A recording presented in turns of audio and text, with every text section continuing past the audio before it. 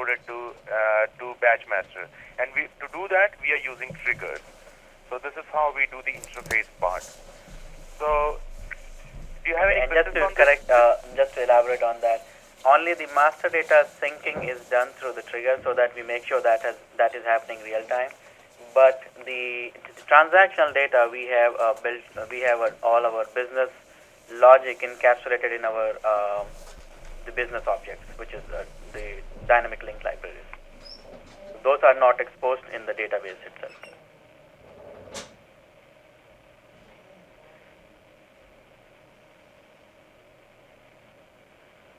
And while it's doing that, the interface works on the AR, AP, and GL level. So anytime, so let me just do what that means is, so inventory would reside in Batchmaster. All sales, purchase would reside in Batchmaster.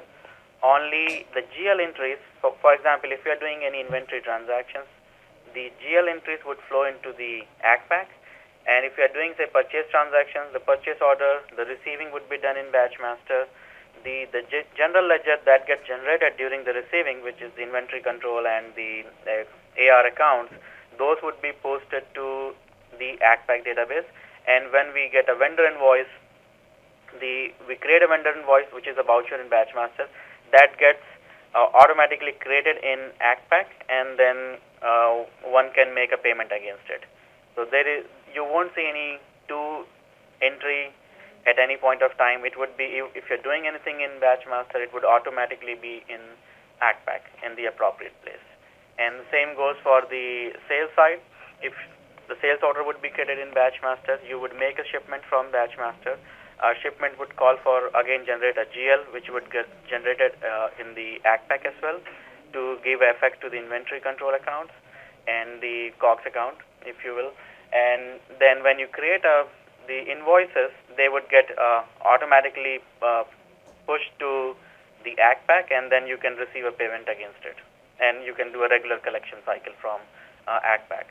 So the interface is the AR, AP, and GL. So in what remains in ACPAC is the payment and the banking and the general financial reporting. So within the ACPAC, then we will not be using, or we will not need the purchasing module, the inventory module, or sales order module? That's correct. You would not need to have that. Right. Go ahead. But the master data would be synced, as Abhilash is going to show you, that is all real time. Since to make a payment or receive a payment, you have to have a customer or a vendor profile in ACPAC as well. Both the information would be shared. So again, it is not a dual entry, because if you create a customer in Batchmaster, it would automatically create a customer in ACPAC, and it is vice versa. If you create it in ACPAC, it would create a customer in Batchmaster. Abhilash, over to you. Okay, so there are two ways of interfacing it. One is a real time. So when you do it real time, like if you look at this one, online updation to finance is all set to yes. So this means whenever a transaction is done in Batchmaster, it will directly, upload those transactions to ACPAC on real-time basis. The other option is you can set this particular thing to say no. So what will happen is any AP transactions or any AR or any general ledger that you create in Batchmaster, that won't get uploaded to ACPAC real time. There is a separate option, separate screen from where you can upload it later on. So you can verify it, and if you think it's okay, then you can upload it. So that's how you can upload the data directly to ACPAC. So right now this is all set up to the real time. So any transactions that we do in Batchmaster will be updating the finance module, the ACPAC, on real time basis. So let me show you how we interface the customer. So like here we have a customer. Let me just go to some other customer. Here we have a customer, and if I just modify this customer name and just add the text called test and save it. So this not only updates Batchmaster side, but also it updates the ACPAC. And you would notice that Abhilash is going to launch those screens within the menu structure of Batchmaster. So you have a choice whether you want to launch it from Batchmaster, which is the most preferred way because it is all from the same place, or you can launch ACPAC separately and do it from there. Abhilash, why don't you show it from Batchmaster? Yes. So you can see here we have this customer.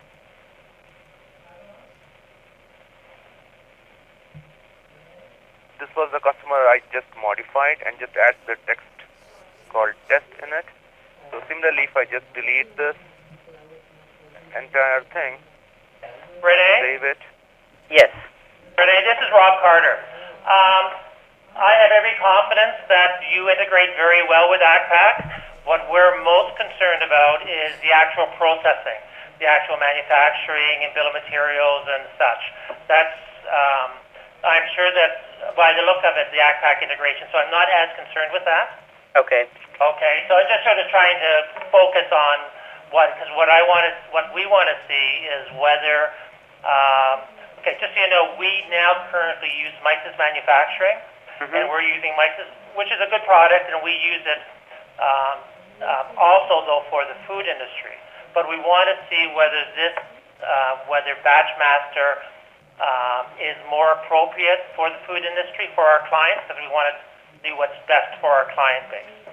So that's what I'm interested in, is the actual manufacturing, tracking, and such within Batchmaster. Okay. Okay. So yeah, what I'm going to show then, based on what I heard, is I'll show you how to create a product structure in Batchmaster, which is the formulation or the recipe side of it. Then linking it with the packaging option, and then receive some orders and against it, and do some manufacturing and show some reporting based on that. That's right. Okay. Perfect. Abhilash, would you like to do that, or do you want me to? You know, the voice is very low. I can barely listen to you guys. Okay, so can you give me the control, Abhilash? I can drive it from here. Okay.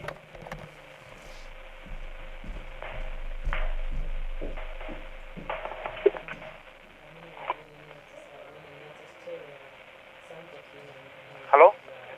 Yes, Abhilash, I have the control, I believe. Okay.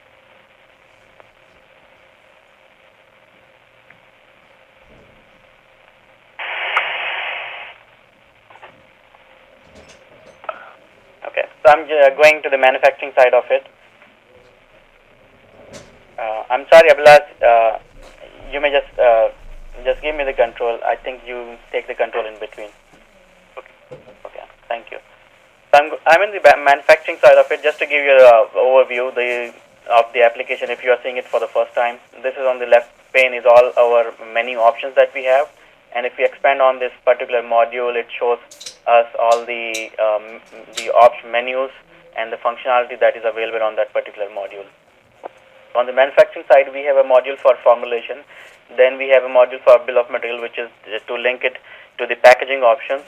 And then we have a module called lab, which is to do a more intense analysis of nutrients for the food, if the implementation is for food. If it is for a chemical, then we have the physical property analysis in the same. Then we have a costing module where you can do all costing, and you can see all various cost heads and what options Batchmaster has to offer in terms of costing.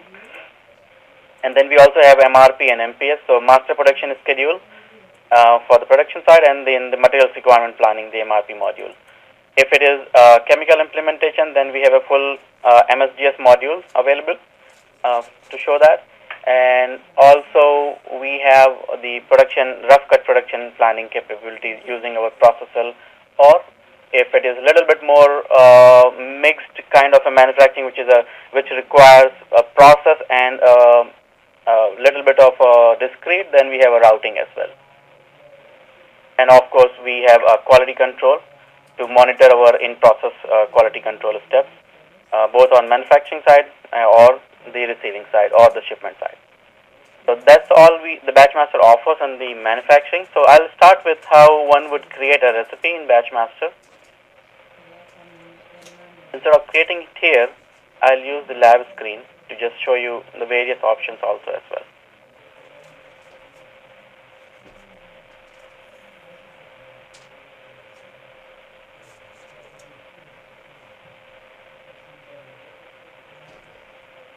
For example, I'm taking this particular recipe that was already defined for a cookie.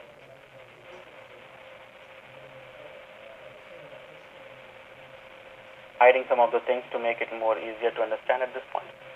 So you can create a formula, and to just create a formula, you give a formula key, the description of it, and you start entering the ingredients for making that particular formulation. Don't go with the text here, this particular column. This is just for our demo environment, so we were just tracking the description with inappropriate words. But to make this formula, we require a wheat flour, and we enter quantity, how much is required. The quantity can be entered in any unit that you would like to. It can be weight unit or a volume unit. And you can always toggle between the units. If you have defined the convergence between the units, you can always toggle it. The weight to volume unit reference is either based on the density or it could be based on the specific gravity, depending on how you want to enter it. So you keep on entering, you enter the recipe here. You would notice that at the line number 8, we have some labor instructions as well. So if you want to capture the labor cost, the direct labor cost, you can also enter that in the part of the formula itself. Line number 9 is the boilerplate. So one of the lines that we could have in the formulation is to include the standard operating procedures or the boilerplate, which is like the standard manufacturing instructions that you can keep using again and again.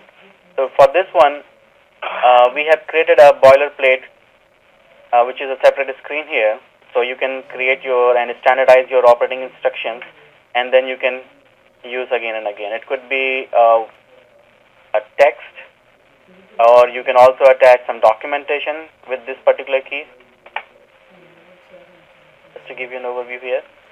Also, you can, while you're creating a formulation, you can also have some text instructions. For example, I can write that, make sure the two ingredients are mixed. So anything that goes with the formulation, and it does not have to be at the end of the formula. It can be at any place. Like I'm going to insert a line here just to show you. I can have that any comments in line when I'm creating the formulation. And to enter any ingredients, basically you can just use a lookup, or you can just, if you know the keys, you can directly type in, or if you know the part of the keys, like in this case, if I remove some of the, and if I tab out, it is automatically going to complete that particular item key, because the only item that starts with wheat is the wheat flour we have. So the quantity required, the unit, and as I said, it can be any unit. Then automatically it pulls the cost from the inventory files, and this cost could be one of the following, which is currently you see the standard cost here, but I can always go and toggle it to the average cost or the last cost. So system keeps track of the standard, average, last, or the market cost. Vinny, do you use item numbers, or do you use, like, the wheat flour wouldn't be sort of a normal item number or product number? Yeah, that's actually the item number, but for our demo, I think we just define the item key like wheat flour itself. But Okay, it's the number. So our items are alphanumeric, and it could be 18 characters wide. Okay. Thank you. So the cost would be pulled automatically, and as you saw the various ways of costing it. Then you can either enter the create a formula by the quantity, or you can just go with the baker's way of creating it by the percentage. So you can either way do either way. I'm going to change this now. Let me just expand on it. So just change it to the weight percentage. Now everything is in the percentage. Okay. So similarly, you can, whichever way works for you, either you want to make a 100% formula or a recipe, or you want to enter the weight. So that works. And also you will notice it also calculates the percentage cost of that item if you are interested in knowing that at the time of creation of the formula. Otherwise, any of these fields can be made hidden. The other thing that I want to show you here is against any of the line item or the ingredients, you can also define the line loss. For example, whenever I am issuing a wheat flour, there is a loss that I anticipate that, like, there is always a 2% loss because that gets drained or that gets spilled. So I can account for those loss. That will become the part of my costing, as well as when I'm planning for the raw materials, I would always consider my loss. So if there is a 2% loss and I have a requirement for 100 pounds, the system would make a recommendations to buy 102 pounds. So those features are there. The weight and volume also information is there.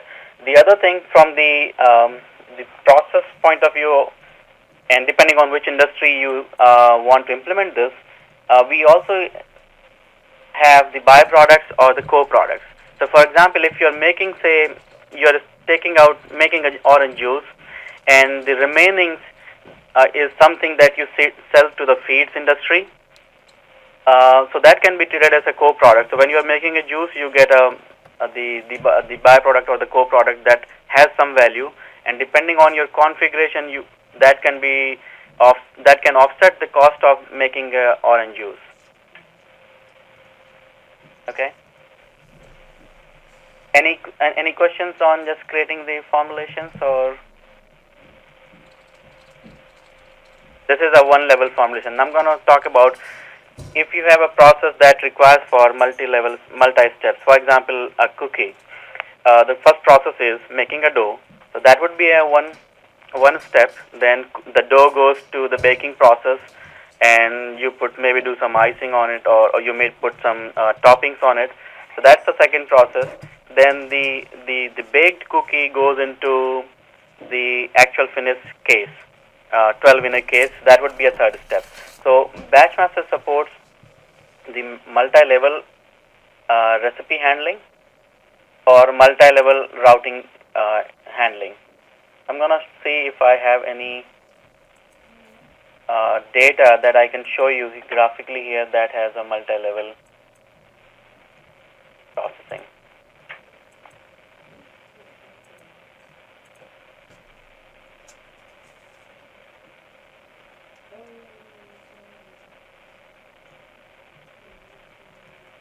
Probably not in the demo data. Okay, there it is. So what you see here is I'm in the bomb explosion screen, which is the graphical way of representing the bill of materials. So for example, you see the nutty cookie here, which is the finished product, and that is made up of all these ingredients, plus there is an intermediate step to make a liquid glucose, which is like a sugar solution, I guess. So that actually I meant by the hierarchical bill of material, where you can have the sub-process or the co-process or the sub-process defined. Okay. Going back to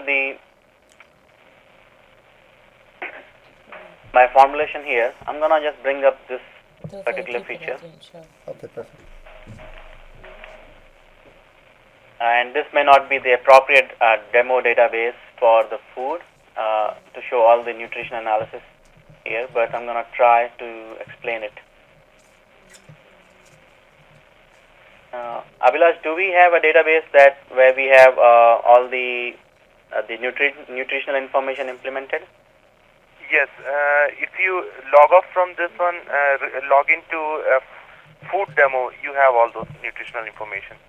If you can just bear with me for a minute, I'm going to log into the most appropriate database so that I can... What you're saying is that you can add whatever properties you want Yes. So basically, the way it works is each ingredient that you buy or that you have in your system could have all those nutrients either imported from the USDA database or once you receive a COFA from your vendor and you can load all those nutrients. When you're creating a formulation, it automatically calculates all the nutritional information for you.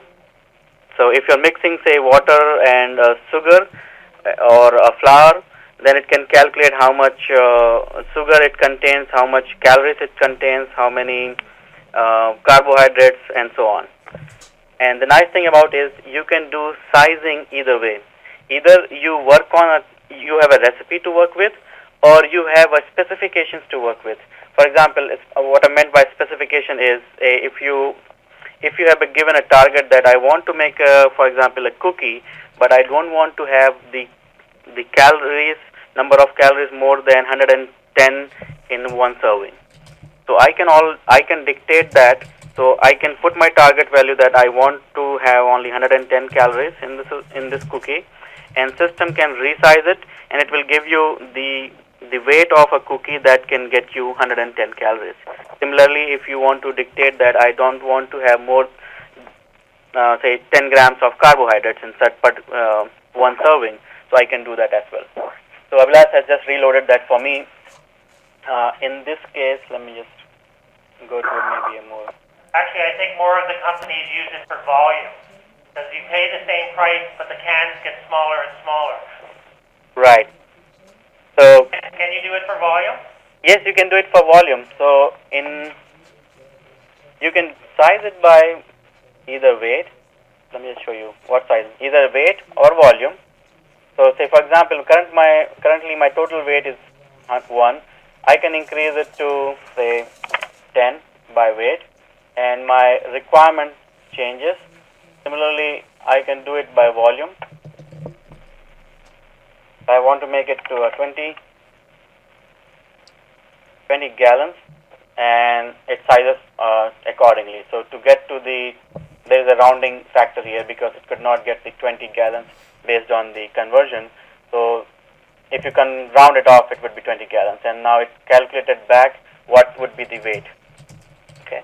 What I wanted to show you. When you have a multi-level bill of material, when you look at the top level or the finished good, you'll see the roll up, the total of all the ingredients underneath it as far as nutrients and such?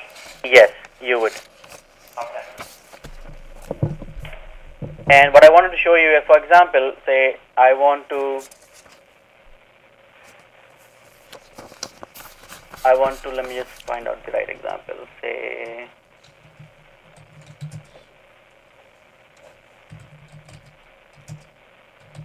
so if I want to find out where these calories are coming from, it can give you the ingredients and the percentage contribution of each ingredient. Similarly, if I want to size it, so I would highlight that I want to size the whole formula and I want to size based on the calories. So instead of 553, I'm going to make it 250. And you would notice the quantity required would change to get me that kind of value. And if I want to, for example, if I'm doing some more creative work and say that I want to use the chicken as is, but I want to consider the weight of the potato patty and the green bean casserole, and I want to change my protein content in it. So only change, sorry. So I selected these two items, you can see, those are selected. Now I can say that I want to have only 300 grams of protein, which is coming back because it's undesirable because the item that I have selected does not contain protein, for example, in my database. But it would resize these two quantities, and it will leave the chicken as is. So the formulator would have a lot of flexibility to formulate any way he wants. Okay, and you can see that all the nutritional values are calculated. The ones that are shown in blue, in this case, that means it has exceeded the the target that we have set for this particular formulation.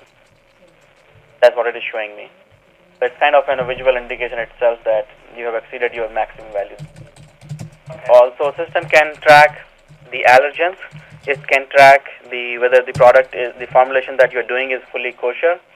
It can track natural, organic. So when we are printing the nutritional information or the nutritional label, it can print the label claim based on what you want to highlight. It can print the allergen warning, and it can print the ingredient statements. So all those options we have it here. So let me just pull up the nutritional labeling just to show you how it looks like, and we support all the different. Just pull one. Different formats that are dictated by FDA.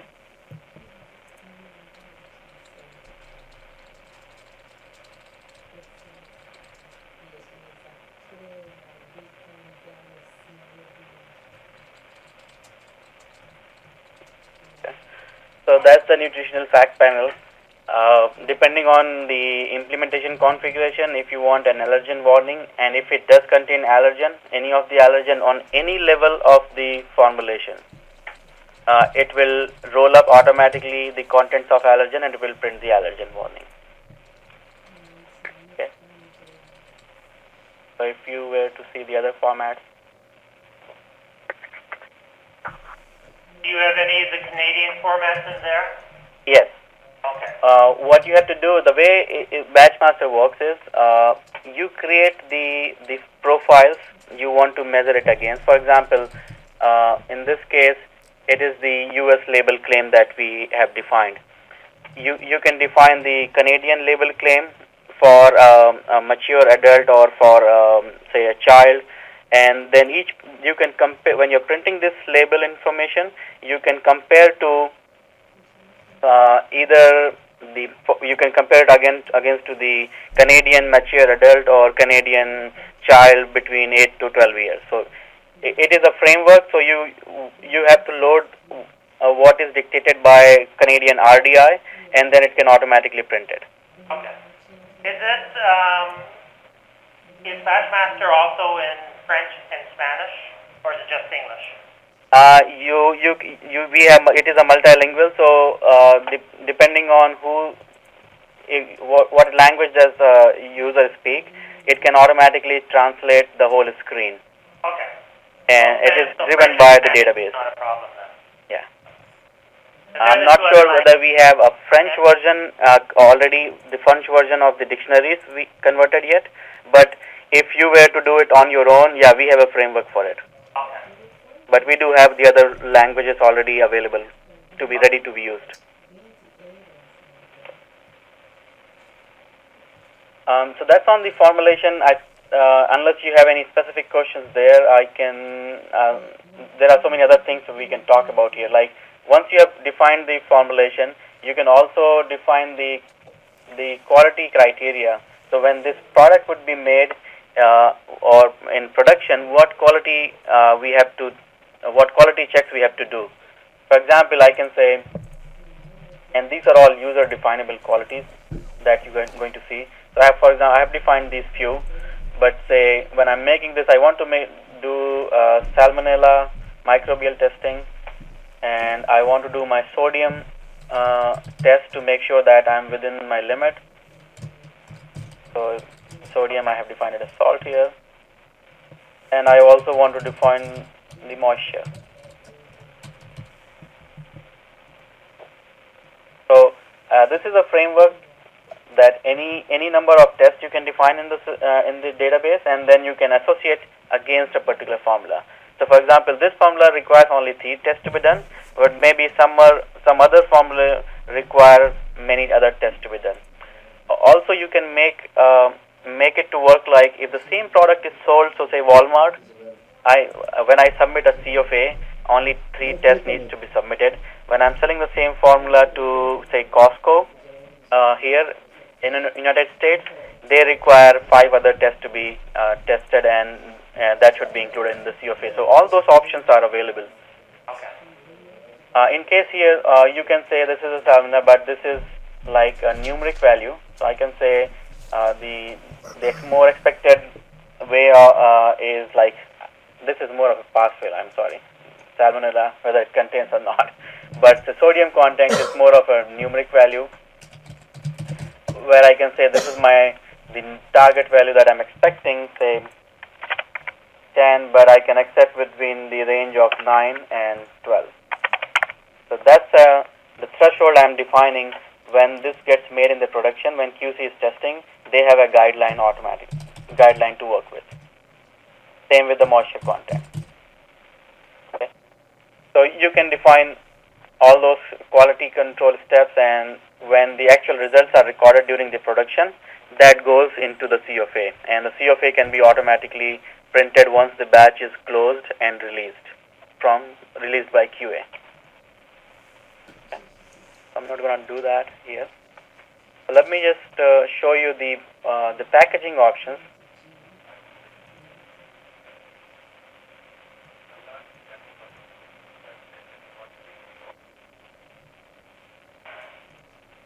The nice thing about the Batchmaster is, for a same product, you can have multiple packaging options.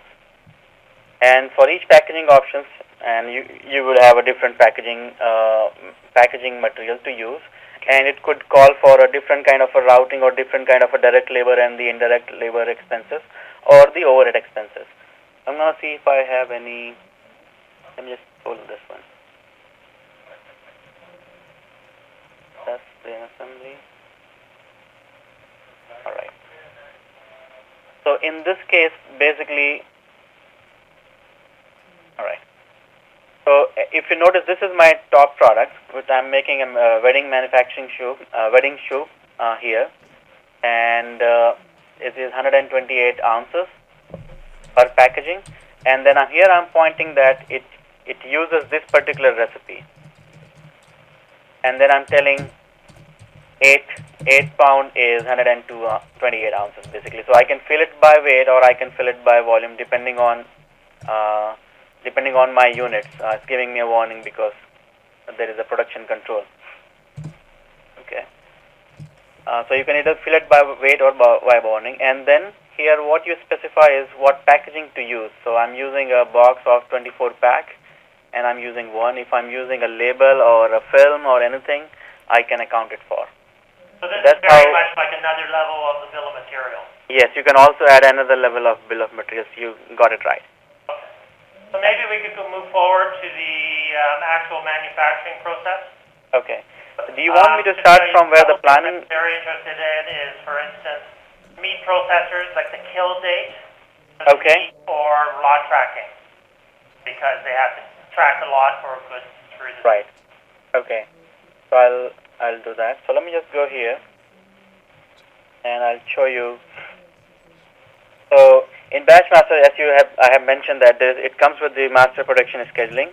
So if you are using a MPS, it can automatically make a recommendation what to make and when to make based on the demand that you have from either from the sales order or the forecast that you have. Or you can manually create a work orders, which is a batch in Batchmaster, and start working on it. So for example, I'm just creating let me just review one of the wedding soup. And it uses one of the formulas, and you can order it in discrete unit. So even though our formula was in a weight unit, the way that depending on what unit you sell, you can order in that unit. You can create a batch in that unit. For example, I need to have 100 cases sold. I can create a batch, and then I can go and print it, and depending on whether you want to use computer at your production floor for the tracking, or so either, or you can use a paper-based batch ticket. This is a crystal report. Just for your information, this is a crystal reporting tool. I'm sure you must be familiar of. So this can be modified during the implementation any way you want. Abhilash? Yes. It's Victor Rami, and I have a concern here. I have the potential customers who are in the meat processing business, whereby they buy the pork carcass as a wholesale unit, and then they cut it up into different portions. Right. And they need to know how many portions do they get from one carcass, and how much wastage or catch weight is possible for that. Can you somehow deal with that? Sure, I can explain that. Unfortunately, I don't have that right database for the meat or the poultry industry in front of me. Okay, no problem. But the way that works is as long as it can be done. Yes, we have customers in the meat and poultry industry. Let me just show you how that process works here. So in the formulation, basically the way it works is basically that it can be implemented two ways.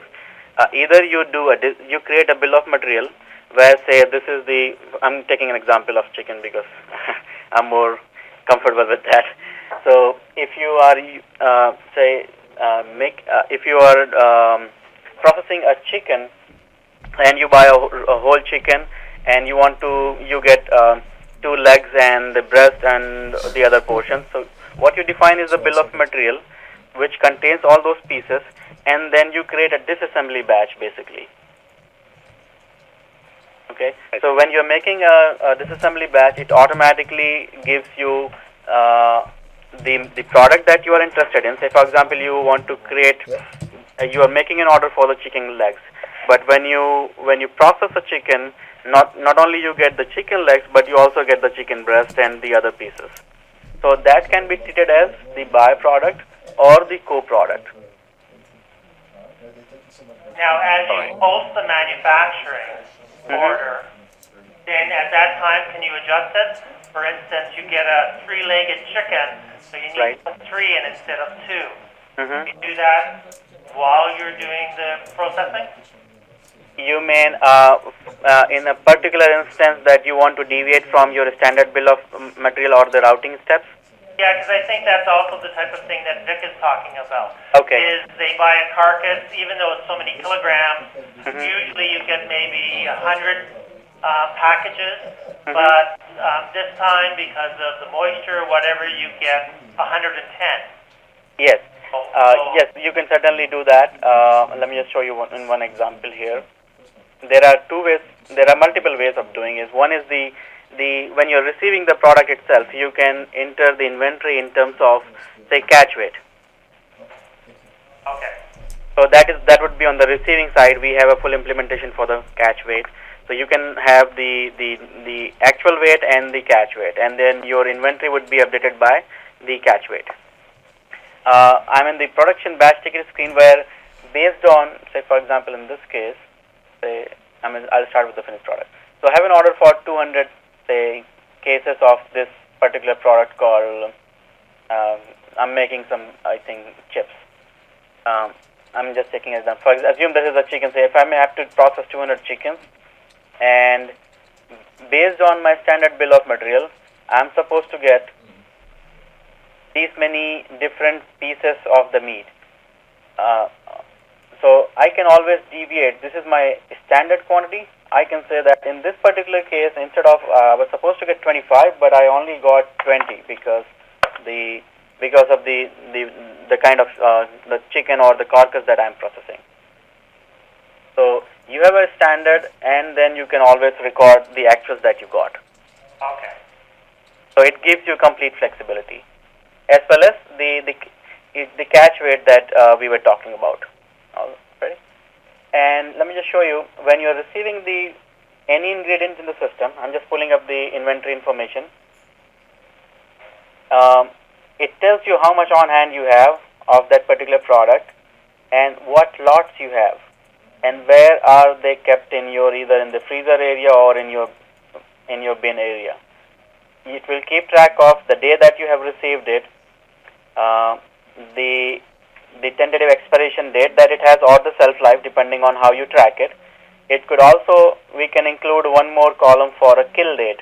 So you can have a kill date also associated with your lot numbers, which is the manufacturing date of, you can call it as a manufacturing date as well. if you're dealing with the livestock and all, you can also say if you have to do a microbial and it has to go through a quarantine phase, like you have to freeze it so that you can put a quarantine date as well, that even though you have received a material, but it will only be available after 2 days. Then it tracks off the individual lot quantities. If vendor has given a different lot and you want to track it internally with a different lot number, you can have both. So you can have a manufacturer's lot number, at the same time you can have your internal lot numbering scheme.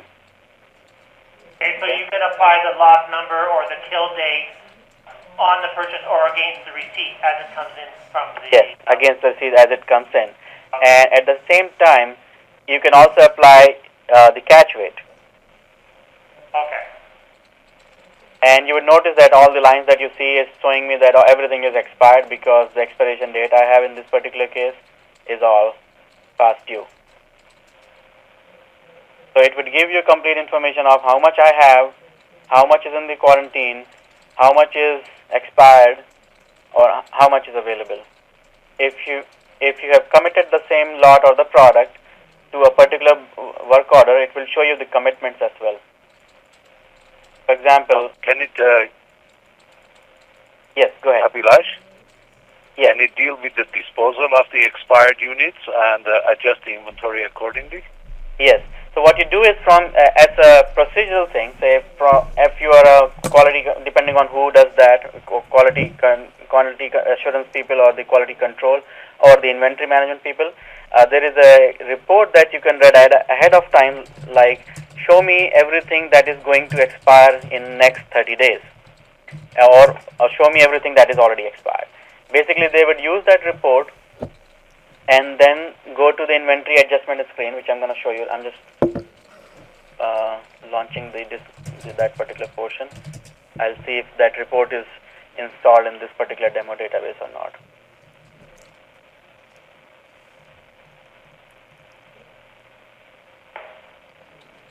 Okay.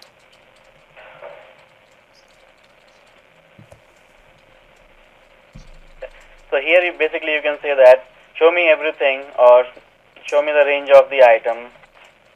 For example, I'm just taking a range here, so not to take much of the processing time. And I can say show me everything that is going to expire in 90 days or already expired.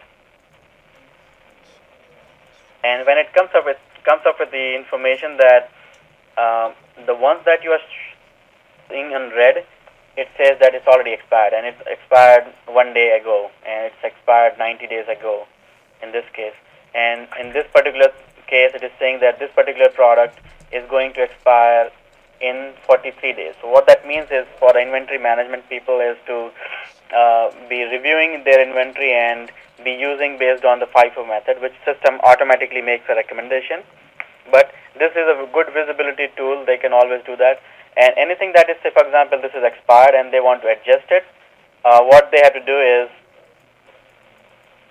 do an adjustment transaction, and you can implement the adjustment transaction in a way that when you run a report at the end of the month or end of the year, if you want to find out how much inventory got scrapped or damaged or expired, you can create a different transaction type. For example, I would create, I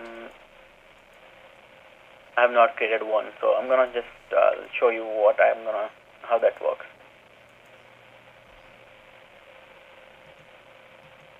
The transaction. So when you're implementing it, you can make a recommendation that when you are doing anything, I would say, because I'm damaging the inventory or scrapping the inventory, I can say this is EXP. So I have created a sub-transaction type, and I will say expired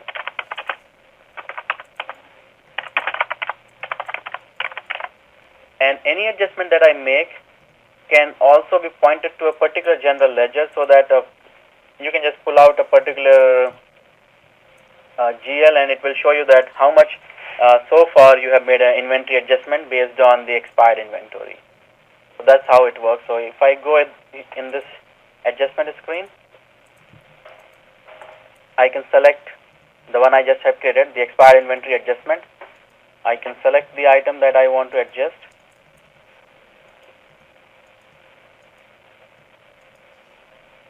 I can enter the quantity that I want to adjust, and I want to do a negative adjustment rather. I'm sorry, my numlock key was off, so that's why I was kind of punching the number.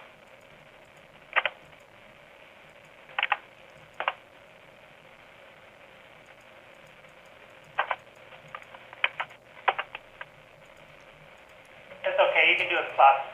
So you can see that you can do the adjustment. You can be specific that you are making an adjustment against a particular lot. So you may have 10 different lots of the same product, and you would be just selecting the one that got expired basically, and you have all those information visible all the time. So that's on the inventory adjustment side. Can you show me please the routing and the processes, like what a typical process, how you would set it up, and how the routing works as opposed to bill of material? Okay. That I may have to just... You can just wing it. I just really want to see the screen. Okay, so let me just... first I have to just make it to implement the routing, because currently the routing is not implemented here. So I'll have to just re-log in. If you just bear with me one more minute.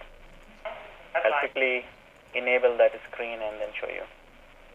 Abhilash, do you know if any database already has some examples, or...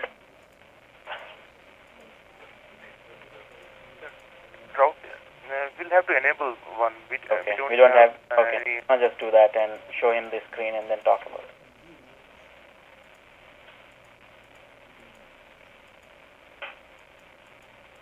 While you're putting it in, what additional information does the routing have? Does it have, like, for instance, wait times and labor and that? Is that included in the routing, or is it just freight?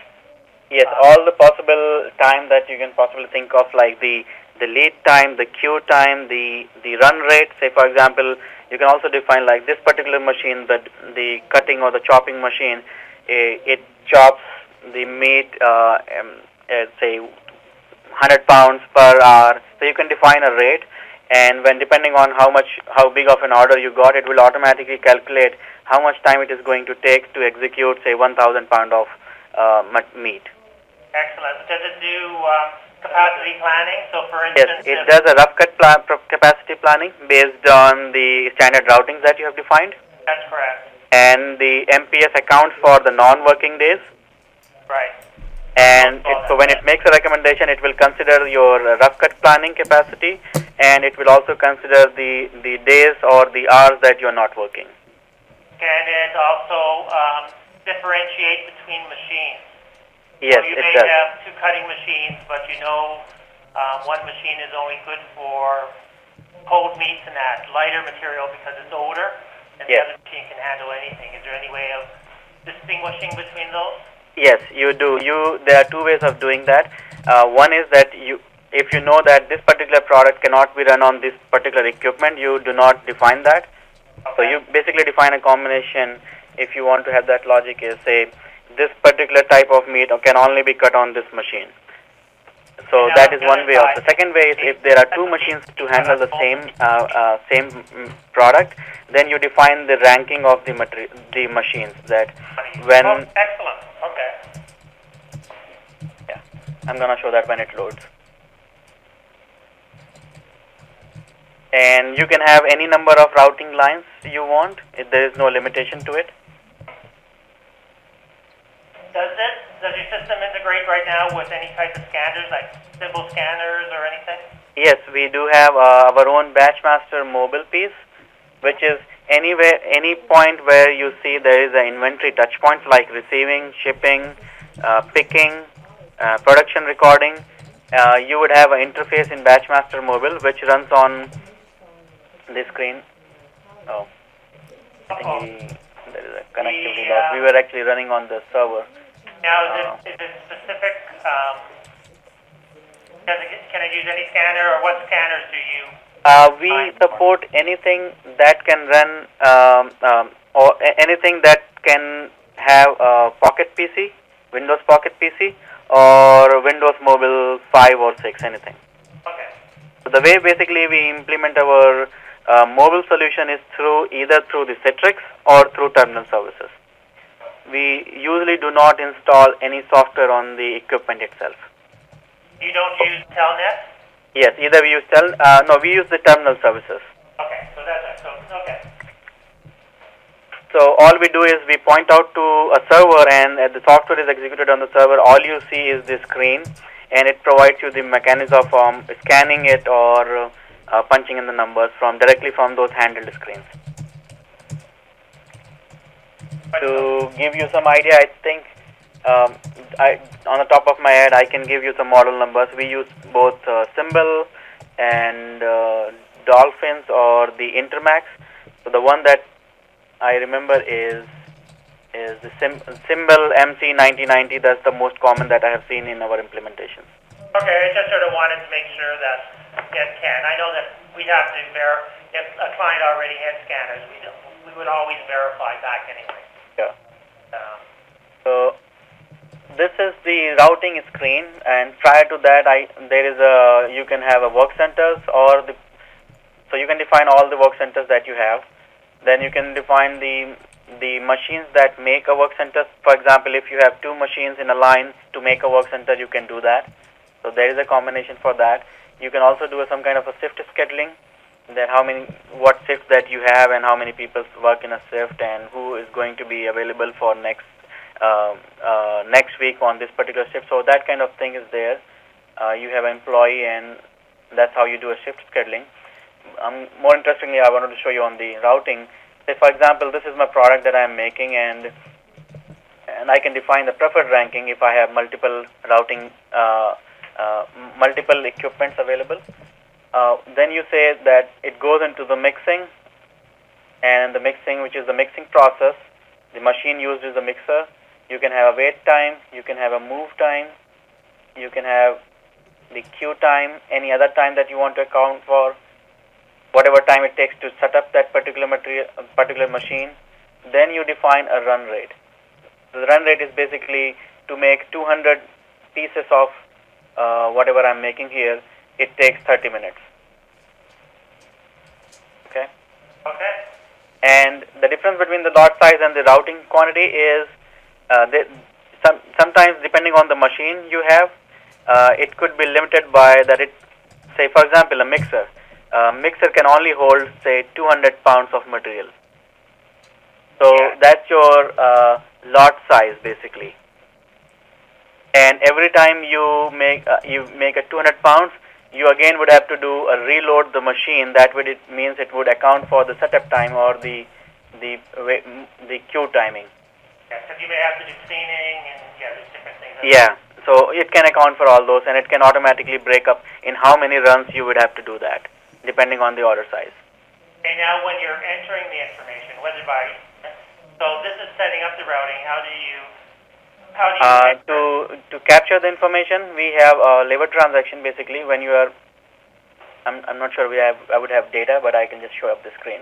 I just want to see the screen. Yeah, basically you would pull up the batch that you want to record the production against it.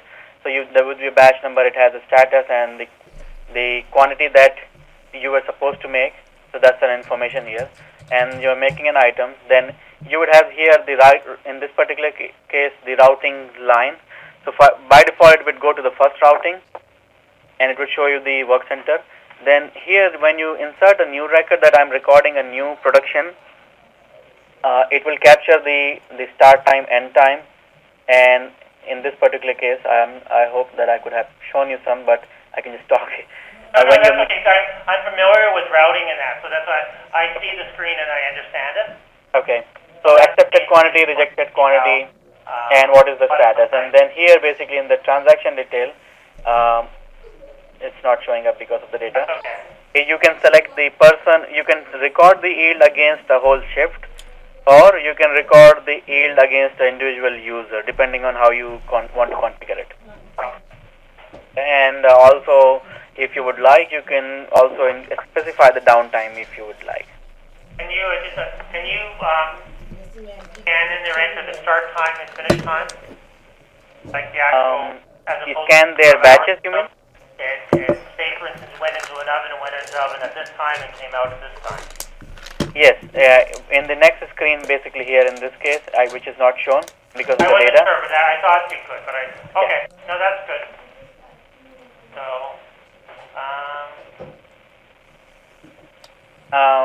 what else? I can show you the costing information if you would like. well, you said you do standard and weighted average? Yes. Okay, but you don't have actual, well, with the loss, basically, if you're dealing with loss, are you using actual cost or no? It can account for the standard cost, or depending on how you want to cost it. And then when you are recording your production yield, which let me just show you here, it can generate, depending on the costing method that you do, it can generate the variances. Because one of the things I know that with clients who ask, because prices, especially of meat, you know, they'll buy your favorite chickens one day and they'll be so much a kilo, and then a week later they can be higher or lower. Yes, so yeah, it can be very well supported. So what we should recommend in that implementation is the use of the lot costing. Okay. So depending on which lot of the material, the ingredient was, or the chicken was used, and what was the price, the batch cost would automatically be calculated accordingly, depending on the usage of the particular lot. So you can see there is a standard cost which is based on the bill of material, and there is an actual batch cost which is based on the usage of a particular lot and the amount of quantity that we have used. Okay. Very good. How do you, now this is sort of, are each of these modules separate? How do you, not so much the price at the moment, but do you buy them? If Cheryl can speak on that, we have 3 versions. Cheryl, do you want to speak on that? Yeah, basically, we have a lab module, if you will, that is usually for R&D and that. Then we have our business essentials package, which gives you everything that you would need to run the business, such as sales, purchasing, the inventory, and those types of modules. Then we have our advanced package, which includes MRP, MPS, alerts, Batchmaster mobile, and APS, and samples management, if you needed that. So I can send you some data that spells out what is in each package. That's no problem. By individual users? Yes, it is. And so for the project management, it's $2,000 per user with a 3-user minimum. The business essentials is $3,000 per user with a 5-user minimum. And the advanced management is $4,000 per user. And that would also have a 5-user minimum. And do you have a super user? Like if they purchase all of it, do you still buy, like for instance, you know what I'm saying? Yeah, if they purchased everything, that would be in the advanced. So if you buy the advanced, you can access the other bundles. Yes. Okay, that's fine. Okay. The project business essentials has all the modules that project management has, and advanced has both of those modules included. Okay, you're going to say business essentials. Does it actually do manufacturing also? Yes, it does. Yes. The only thing that it does not contain is like the MRP, MPS is not included, and advanced planning and scheduling is not included, and Batchmaster mobile, which is the scanning part of the inventory, is not included. But it would have sales, purchase, inventory, production, formula, lab, recipe, nutritional information, all those things. Yeah, quality, all the regulatory compliance. And you're saying the lab module is more for R&D as opposed to... Yeah, that's typically for what we found is larger companies order that because let's say they have already an SAP R4 or IBM big mainframe-like machine running everything, but the lab modules in those are lacking something that they may need. So for a food company, when they have to keep track of MSDS and all of the recipe management. That's where they would use the project management. Okay. It doesn't contain full inventory. It doesn't contain production. Oh, I see what you're saying. Okay. It's actually the product management, to correct it. Okay. Because most of our clients, the ones in food industries, have their own kitchens and that because they develop their own food. Yeah. Right. So, but And that's the same for us. It's just... as opposed to something like what we're talking about. So I will send you brochures. I think I sent all of those to you, didn't I, Roland? For each industry? Yes, I do Roland have may them. not be on the line Hello? at the moment. He tends to wander off. Oh, okay. Light Fernandez at CA Plus. I have a question on the ACPAC land packs. You know, the integration.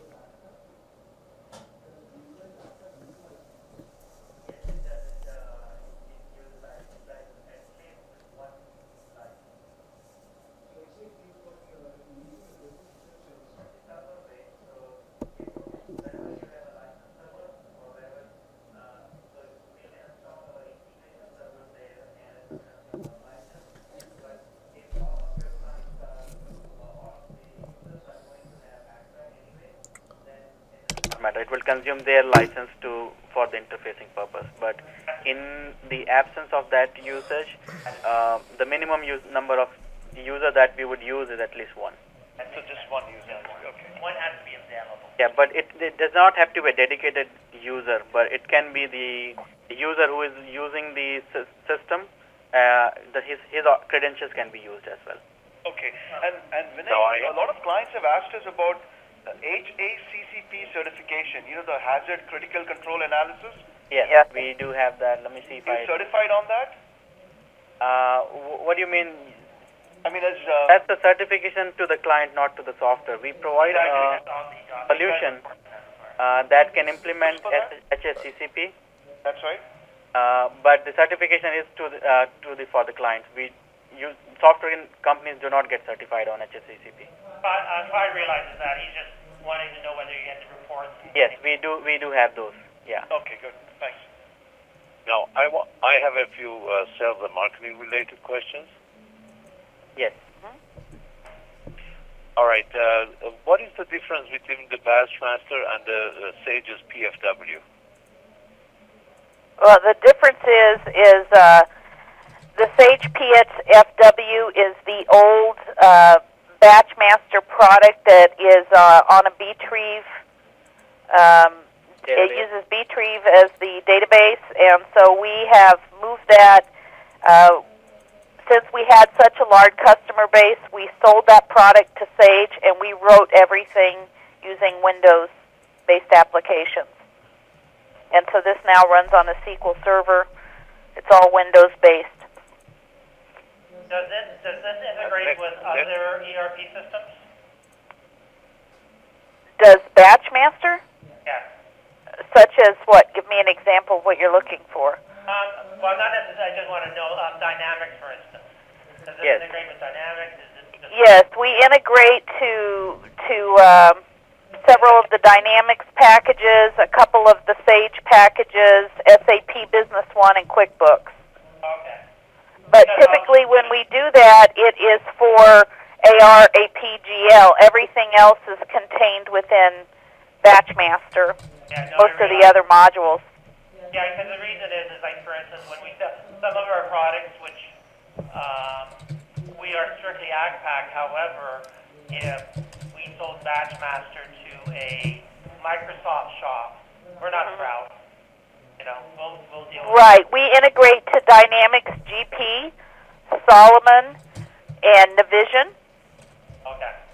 GP is the tightest integration of the three, but we do have clients running the other applications. On the Sage side, it's ACPAC, Mass 90, and Mass 200. Okay. SAP Business One, and QuickBooks. Oh, QuickBooks. Now you need to add Simply Accounting. No, we don't have Simply Accounting. That's the one we missed it. Okay, no, that's good. What's the process for training? Do you have formalized training classes, or what is? Do you have certification?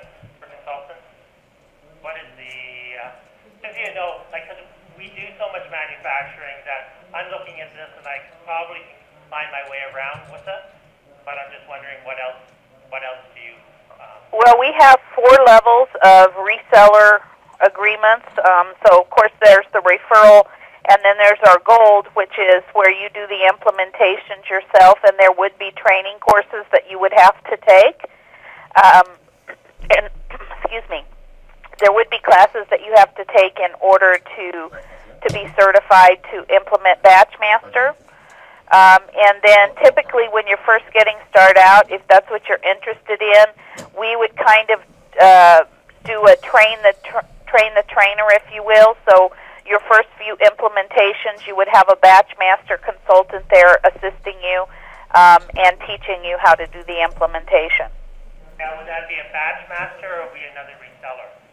No, it would be Batchmaster itself. We don't have resellers training resellers. Okay. Do you have any? I have a question. Uh-huh. Do you have any resellers in the Toronto area? Not on the gold level. We don't. We have referral partners who find opportunities and bring them to this, and basically Batchmaster assists them in the sales process, but we do all of the implementation and training of the product. Do you have any resellers across Canada? None at the gold level at this point. Just, you know, All right. the way I operate, I prefer being gold. I sooner have, in the long term, I always like the expertise in-house. Uh-huh. And so, I aim for the gold. Okay. The training, is training in-house? Like, is training at your offices or training is... We try to be flexible on that with you, so there may be some training where you would come here, or we may do it over a go-to-meeting session. It just depends on what works out best for you, and that would be negotiated up front when we're going through the contract. Where is here? Laguna Hills, Laguna Hills, California. And if you sign up this time of year, you'd probably prefer to come here because it's a lot warmer. I go to India too. Yeah, you can have an sign up right away. Yeah. Oh, you can do it. Okay. We do have an Indian operation. Yes, we have an office in Indore. Yeah, because I have friends who live in Delhi, so. Oh, okay. Well, like I say, we could negotiate that at the time of the VAR contract is being implemented, so that wouldn't be an issue. We're very flexible.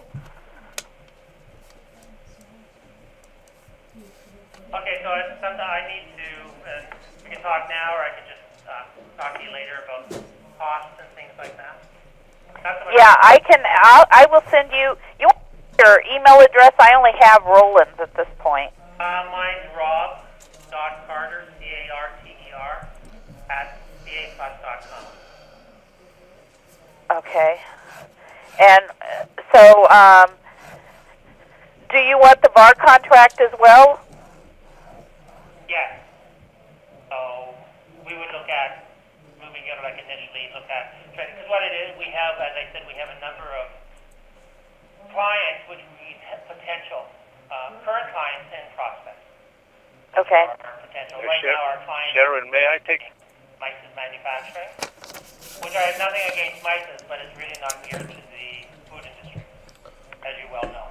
Yeah, and the beauty, you haven't even seen our recall and lot tracking capabilities here, but, 50% of our customer base are in the food company.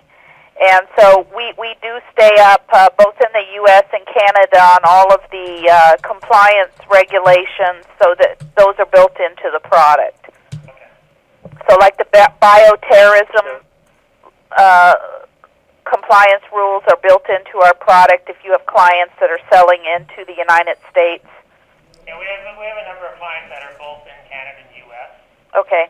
So we do too, by the way. So. I think so, yeah. As soon as you get the larger ones, we have clients who deal with chemicals. So, at the moment, most of them are on license. But as things advance, they need Okay. I'm sorry, Roland, were you trying to say something? No, hello?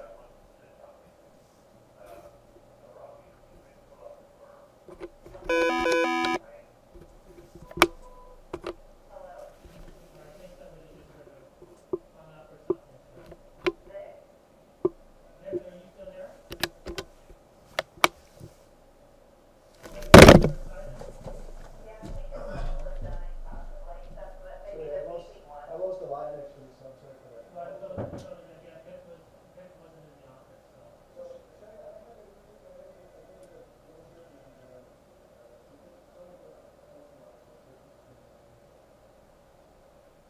Okay, so I'll talk to Roland on that and we'll look over the information for you. Okay, great. Okay, great. Thanks, Eric. Yeah, no,